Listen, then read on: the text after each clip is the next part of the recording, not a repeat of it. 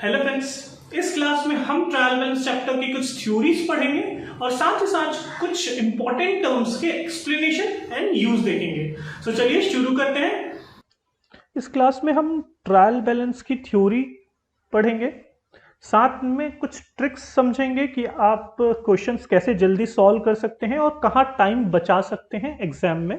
और साथ ही साथ जो क्वेश्चंस में आने वाले प्रॉब्लम्स होते हैं डेबिट या क्रेडिट से रिलेटेड, ट्रायल बैलेंस से रिलेटेड, उसके बारे में डिस्कस करेंगे। चलिए शुरू करते हैं इस पर। सबसे पहले व्हाट इज ट्रायल बैलेंस। तो अगर कोई थ्योरी लिखने आ सकती है आपको व्हाट इज ट्रायल बैलेंस, या अगर फिल इन द ब्लैंक्स या कोई यस नो वाले क्वेश्चन आ सकते हैं। उसमें ये काम आएगा कि a trial balance is a statement. ये एक स्टेटमेंट है जहां सारे लेजर्स का बैलेंस जो है हम लिखते हैं। ठीक है। इसको थोड़ा सिंप्लीफाई करने के लिए हमने इसे बुलेट्स में कवर किया हुआ है। ठीक है। A trial balance is a statement prepared with the debit and credit balance of ledger account to test the arithmetical accuracy। ठीक है। हम इसमें क्या कवर कर रहे हैं कि वो एक स्टेटमेंट है, डेबिट और credit balance of ledger account आता है उसमें, किस चीज के लिए? To test the arithmetical accuracy. ठीक है। आपको कभी पूछ सकता है कि क्या पर्पज है ट्रायल बैलेंस बनाने का। उसका पर्पज है कि हम अरिथमेटिकल एक्यूरेसी चेक करते हैं लेजर्स का। राइट। ये 3 इंपॉर्टेंट वर्ड है, आप इसे मार्क करके रख सकते हैं। सेकंड, हम कंटिन्यूएशन में है। अगर आपको कभी एक क्वेश्चन आ जाए 3 मार्क्स का, 5 मार्क्स का, तो आपको ये सारे लिखने हैं। राइट। हमने बुलेट्स में इसलिए कवर किया है ताकि आपको पढ़ते समय छोटा नजर आएगा कि ये इतना पार्ट है, फिर ये पार्ट, फिर ये part. Right. It is not a part of double entry system but an outcome of it. ये डबल एंट्री सिस्टम का पार्ट नहीं है। राइट। क्योंकि डबल एंट्री में जर्नल बनता है, ट्रायल बैलेंस जस्ट एक लिस्ट ऑफ लेजर बनता है। तो it is not a part of double entry system but an outcome of it. ये उसका आउटकम है। ठीक है। It verifies the arithmetical correctness of posting of entries from journal to ledger. Arithmetical accuracy check करने के लिए है, but it is not an conclusive evidence. ये कोई कंक्लूजिंग एविडेंस नहीं है। इसका मतलब है कि अगर आपकी ट्रायल बैलेंस टैली हो जाती है तो आप ये नहीं बोल सकते कि मैंने सारी एंट्री करेक्ट पास की है, क्योंकि या कुछ error of principle, compensating errors, या कोई भी डिफरेंट तरीके के एरर हो सकते हैं।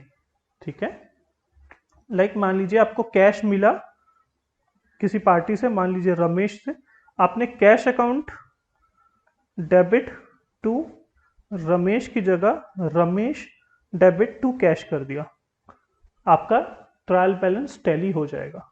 Right.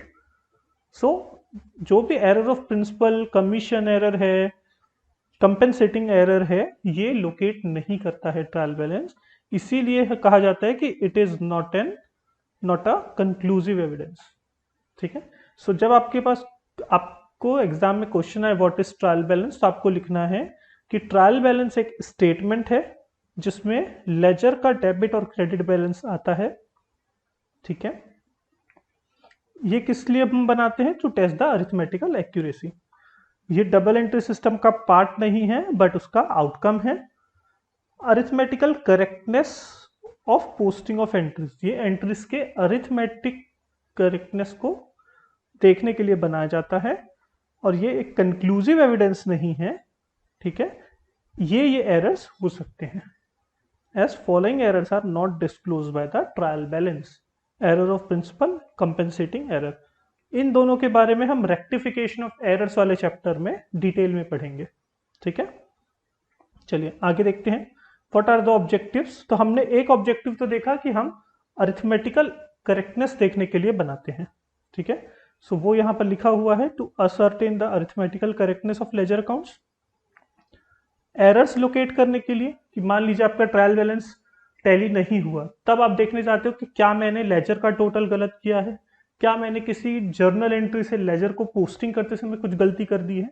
To help locating the error, to help prepare the final accounts, क्योंकि आपके पास सारे लेजर के डेबिट क्रेडिट रहते हैं, आपको फाइनल अकाउंट बनाने में ज़्यादा दिक्कत नहीं होती है, क्योंकि एक रेफरेंस स्टेटमेंट आपके पास ऑलरेडी है, राइट।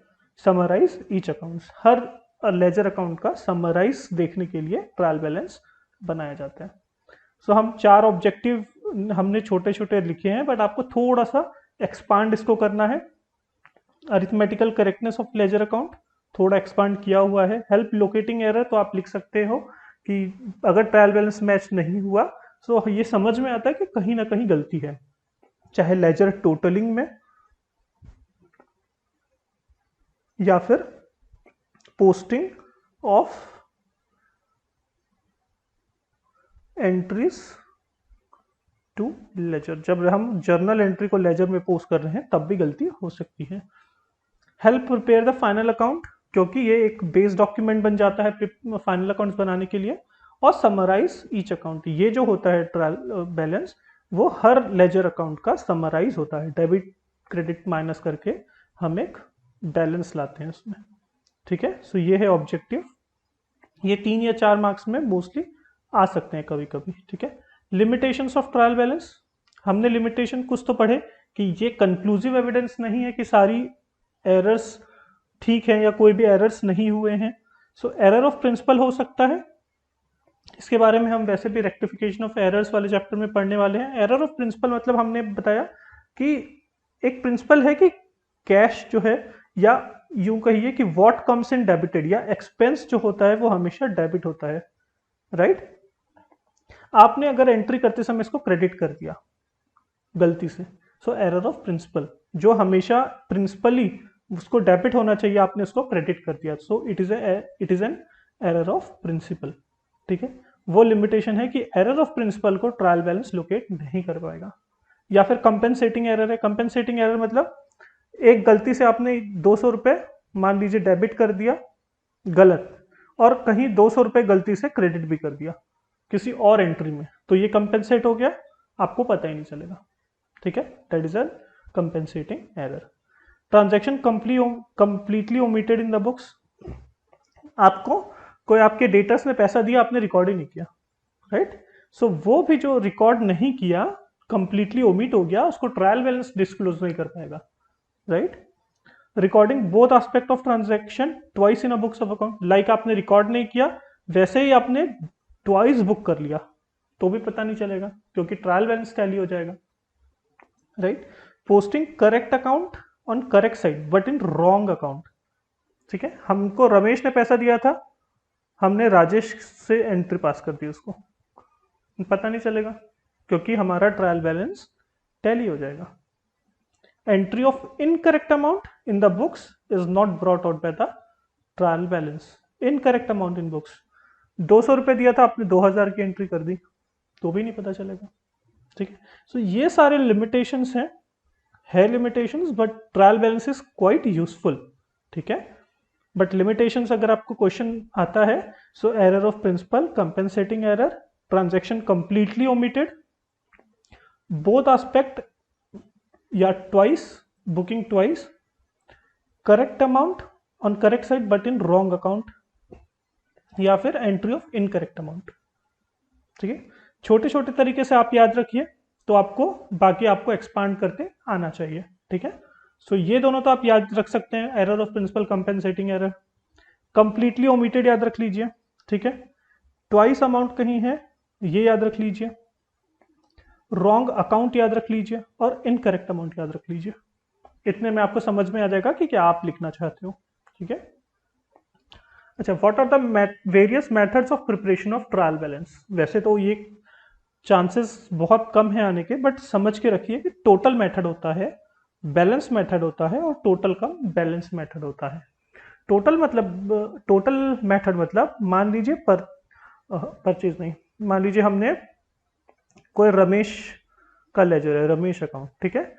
उसमें हमने परचेज किया था 2000 का और 200 रुपये का रिटर्न किया था। तो जब हमने परचेज किया होगा, परचेज अकाउंट, सॉरी यहाँ पर 20,000 लिख देते हैं। सो 20,000 का परचेज किया था, क्रेडिट बैलेंस, और ये डेबिट बैलेंस। तो जब हमने परचेज किया तो purchase account debit to Ramesh, हमने 20,000 की एंट्री की, और जब हमने रिटर्न किया तो Ramesh account debit to purchase return 2000 की एंट्री की। टोटल मेथड क्या करता है, ये जब ट्रायल बैलेंस बनाओगे आप, ये क्रेडिट ये डेबिट, सो यहां पर रमेश अकाउंट लिखेगा, यहां 2000 रुपए दिखाएगा और यहां 20,000 रुपए। मतलब हम दोनों साइड को दिखाते हैं, ठीक है। ये होता है टोटल मेथड। मतलब किसी एक लेजर के जो दोनों साइड है डेबिट क्रेडिट, उसको दोनों को शो करते हैं हम ट्रायल बैलेंस में, उसको कहा जाता है टोटल मेथड। बैलेंस मेथड जो हम इन जनरल यूज करते हैं, क्या करते हैं, अगर रमेश का अकाउंट है जिसमें 20,000 क्रेडिट था, 2,000 डेबिट था, सो हम इसका नेट 18,000 निकाल लेते हैं और इस 18,000 को ट्रायल बैलेंस में शो करते हैं क्रेडिट साइड में।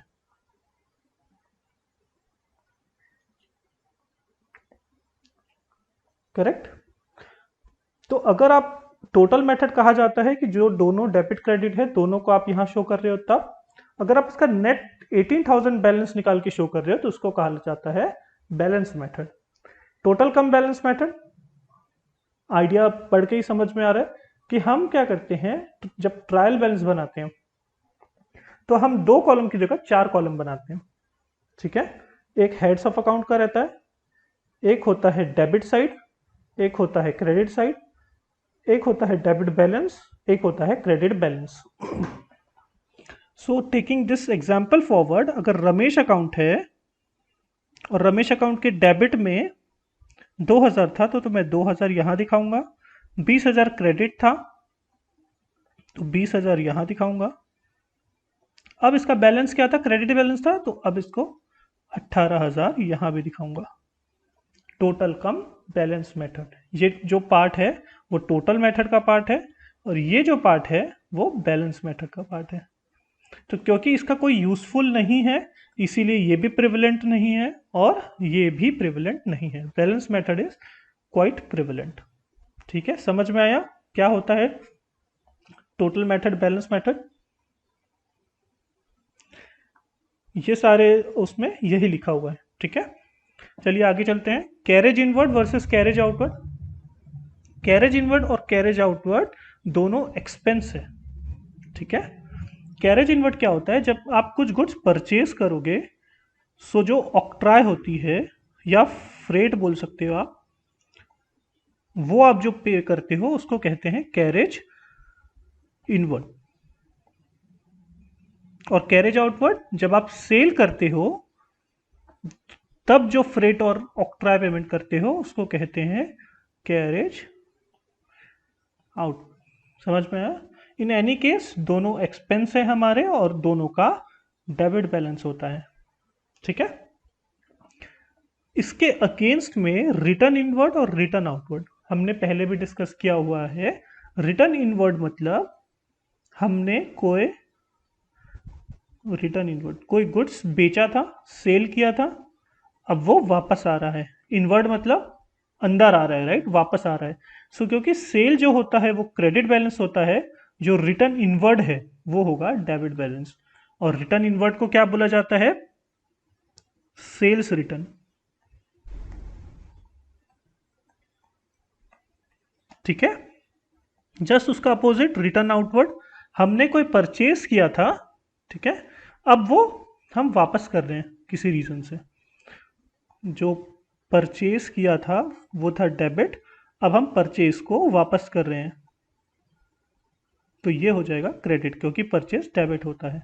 सो रिटर्न इनवर्ड समझ के देखिए, अंदर आ रहा है कोई चीज, मतलब गुड्स अंदर आ रहा है, तो हमने बेचा था वो वापस आ रहा है, right.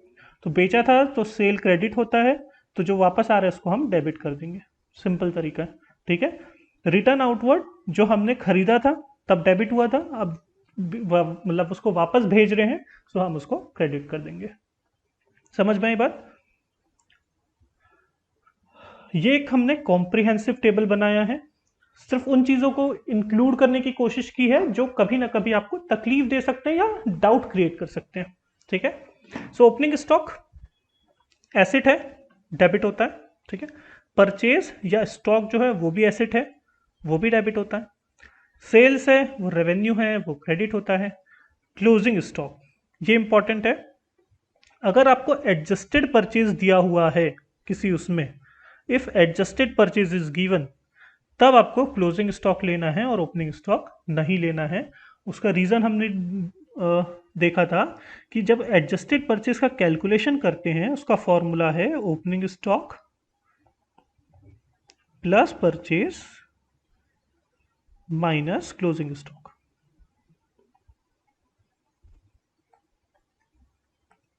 Is equal to adjusted purchase. So क्योंकि ऑटोमेटिकली अगर आप फॉर्मूला में देखोगे सो एडजस्टेड परचेज में हमने ओपनिंग स्टॉक को ऐड किया हुआ है और क्लोजिंग स्टॉक को माइनस किया हुआ है। तो अगर हम फिर से ओपनिंग स्टॉक ऐड कर लेंगे तो ये डबल हो जाएगा, राइट। और क्योंकि क्लोजिंग स्टॉक माइनस किया हुआ था हमको ऐड करने की जरूरत है। तो जब भी अगर क्वेश्चन में क्लोजिंग एडजस्टेड परचेज दिया हुआ है तब आपको क्लोजिंग स्टॉक ऐड करना है और ओपनिंग स्टॉक को छोड़ देने का है, ठीक है। वो ये वहीं पर लिखा हुआ, वही लिखा हुआ है। नाउ डिस्काउंट अलाउड एक्सपेंसेस है, डेबिट बैलेंस होगा। इंटरेस्ट रिसीव्ड इनकम है, क्रेडिट बैलेंस होगा। कैरेज इनवर्ड कैरेज आउटवर्ड हमने अभी पढ़ा, दोनों एक्सपेंस है, डेबिट होगा। रिटर्न इनवर्ड रिटर्न आउटवर्ड भी हमने पढ़ा। रिटर्न इनवर्ड क्या है? सेल्स रिटर्न, तो वो डेबिट होगा क्योंकि सेल क्रेडिट होता है। और रिटर्न इन आउटवर्ड मतलब परचेज डेबिट होता है तो परचेज रिटर्न क्रेडिट होगा, ठीक है। बैड डेट्स लॉस है, डेबिट होगा। डेप्रिसिएशन एक्सपेंस है, डेबिट होगा। इनकम एंड गेन्स क्रेडिट होता है, एक्सपेंसेस एंड लॉसेस डेबिट होते हैं। गुडविल एसेट होती है, इंटेंजिबल एसेट है, डेबिट होती है।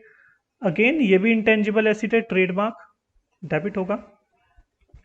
बैंक बैलेंस जो है वो लाइबिलिटी है, क्रेडिट होगा, ठीक है। कैपिटल लाइबिलिटी है, क्रेडिट होगा। एक्सपेंस पेएबल, ये एक्सपेंस नहीं है, एक्सपेंस पेएबल है, लाइबिलिटी है ये भी, तो क्रेडिट होगा। प्रीपेड एक्सपेंसेस हमने ऑलरेडी पे करके रखा हुआ है, ठीक है। अगले साल का भी खर्चा हमने इसी साल पे कर दिया, सो वो हमारे लिए है एसेट, ठीक है।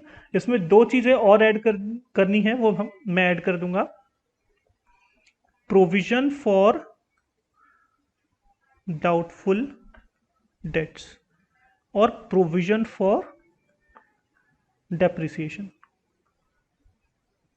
ये दोनों लाइबिलिटी है एज अगेंस्ट बैड डेट्स जो कि एक्सपेंस होता है। प्रोविजन फॉर डाउटफुल डेट जो होता है वो लाइबिलिटी है, इसीलिए ये दोनों का क्रेडिट बैलेंस होगा।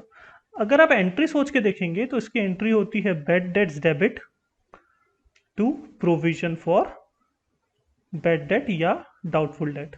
तो क्योंकि हम प्रोविजन फॉर बैड डेट्स या डाउटफुल डेट को क्रेडिट कर रहे हैं, इसका हमेशा क्रेडिट बैलेंस होगा, सो हम इसको क्रेडिट में दिखाएंगे, ठीक है। फॉर्मेट देखिए ट्रायल बैलेंस का, तो हेड ऑफ अकाउंट आता है, लेजर फोलियो आता है, डेबिट और क्रेडिट आता है। सब्सिडियरी बुक्स का date, particulars, ledger folio, amount, और लेजर का दो पार्ट में होता है, date particulars amount, date particulars amount. Double column cash book का date particulars cash and bank column, date particular cash and bank column. जो हम ट्रिक डिस्कस करने वाले हैं ये ध्यान से देखिएगा। आप हमेशा देखेंगे तो मैंने स्टूडेंट्स को अपने देखा हुआ है, हम एग्जाम सेंटर में करते क्या हैं, जैसे जैसे क्वेश्चन सॉल्व करते जाते हैं तो हमको समझ में आते जाता है कि कौन कौन से लेजर ओपन करने हैं, राइट। तब हम क्या करते हैं, एक लेजर मान लीजिए ओपन किया, रमेश अकाउंट, हमने पेंसिल और स्केल पकड़ा, यहाँ मस्त से ऐसा लाइन खींचे, ऐसा ऐसा, ठीक है, लिखे। आप आगे क्वेश्चन पढ़े, आपको समझ में आया सुरेश अकाउंट भी खोलना है, तो हम फिर पेंसिल और पेन पकड़ते हैं, फिर एक मस्त सी डबल लाइन खींचते हैं, ठीक है। ऐसा करते करते हम ऐसा करते जाते हैं। सो हमेशा याद रखिए ये टाइम वेस्ट है, इतना ज़्यादा एस्थेटिक्स पे ध्यान नहीं देना है, ठीक है। क्योंकि अगर आपने बहुत अच्छी भी लाइन खींच ली तो एग्जामिनर आपको मार्क्स नहीं देगा जब तक आप क्वेश्चन सॉल्व नहीं करोगे। ऐसा ना हो कि लाइन खींचने के चक्कर में, एस्थेटिक्स के चक्कर में आपने 5 मार्क्स या 10 मार्क्स के क्वेश्चन छोड़ दिए, ठीक है। तो उसका सॉल्यूशन क्या है? सॉल्यूशन ये है कि इन जनरल अगर आप ऐसे क्वेश्चंस देखोगे जिसमें सब्सिडियरी बुक बनाने बोलता है तो एक अंदाजा लगाइए कि कितने सब्सिडियरी बुक्स आपको बनाने होते हैं। मोस्ट प्रोबेबली 5 से ज्यादा नहीं होते होंगे, ठीक है। किसी क्वेश्चन में होते होंगे, सो हम वो क्वेश्चन में डिस्कस करेंगे कि क्या करना है। इन जनरल परचेज बुक बनता है आपका, सेल्स बुक बनता है, परचेज रिटर्न बुक बनता है और सेल्स रिटर्न बुक बनता है, ठीक है। अगर मैं लेजर की बात करूं तो लेजर कितने बन सकते हैं? 8 से 10 लेजर बनेंगे, उससे ज्यादा नहीं बनते होंगे, या 15 मान लीजिए, ठीक है। So 15 ledger. Double column cash book कितना बनता है? एक ही बनता है, ठीक। सो जब आप क्वेश्चन पढ़ रहे हैं, आपने ये देखा कि मुझे क्वेश्चन में क्या बनाने बोला हुआ है? सब्सिडियरी बुक्स बनाने बोला हुआ है, लेजर और ट्रायल बैलेंस। तो आपको ये तो समझ में आ गया कि सब्सिडियरी बुक बनाने बोला है मुझे, राइट। तो सब्सिडियरी बुक बनाने बोला है और लेजर भी बनाने बोला है। तो आप क्या कीजिए, सबसे पहले पहले पेज में आप double column cash book open कर लीजिए, ठीक है। ऐसा पूरे एक पेज का छोड़ दीजिए ये पेज। साथ ही साथ आप क्या कीजिए, आप सब्सिडियरी बुक्स बना लीजिए। हर पेज में ये समझ के चलिए कि आपको 2 सब्सिडियरी बुक बनाने हैं। मतलब अगर ये एक पेज पूरा है तो आप याद रखिए कि आप यहाँ पर हाफ लाइन खींचेंगे और यहाँ पर हाफ लाइन खींचेंगे, और यहाँ पर सेकंड नंबर का सब्सिडियरी बुक, यहाँ पर फर्स्ट नंबर का सब्सिडियरी बुक। और हमने यहाँ पर डिस्कस किया है कि 4 से 5 सब्सिडियरी बुक बनते हैं। सो आपको 3 पेज सब्सिडियरी बुक के लिए पहले ही लाइन खींच के रखनी है। समझ में आई बात? लाइकवाइज लेजर का हमने बोला है 8 से 10। सो अगर मैं 10 भी मानूं तो एक में आपको अगेन 2 ही लेजर बनाने हैं, ठीक है। 10 मतलब 5 साइड के पेज में आप पहले ही लाइन खींच के रख लीजिए, कोई प्रॉब्लम नहीं है। एक जो लाइन खींचा हुआ है वो वेस्ट जाए दो, बट आपको बार बार वो जो पेंसिल लेके खींचने में जो टाइम वेस्ट होता है वो नहीं होगा। इंपॉर्टेंट है, ट्राई करके देखिए। अगर आपने ऐसी आदत डाली सो मोस्ट प्रोबेबली आपके काफी या थोड़े टाइम तो बच ही जाएंगे इन लाइन खींचने में, ठीक है। इंपॉर्टेंट है। सेकंड चीज ये है कि जब भी आपको सब्सिडियरी बुक और लेजर बुक बनाने बोलता है तो आपको याद रखना है कि सब्सिडियरी बुक जब आप बना रहे हैं तभी साथ में लेजर बना लें, ठीक है। नहीं तो चांसेस आर हाई कि आप सब्सिडियरी बुक बनाने के बाद जब लेजर में पोस्टिंग करने जाएंगे सो कुछ छूट जाए, ठीक है। थर्ड चीज एक ये है, जस्ट अ मिनट।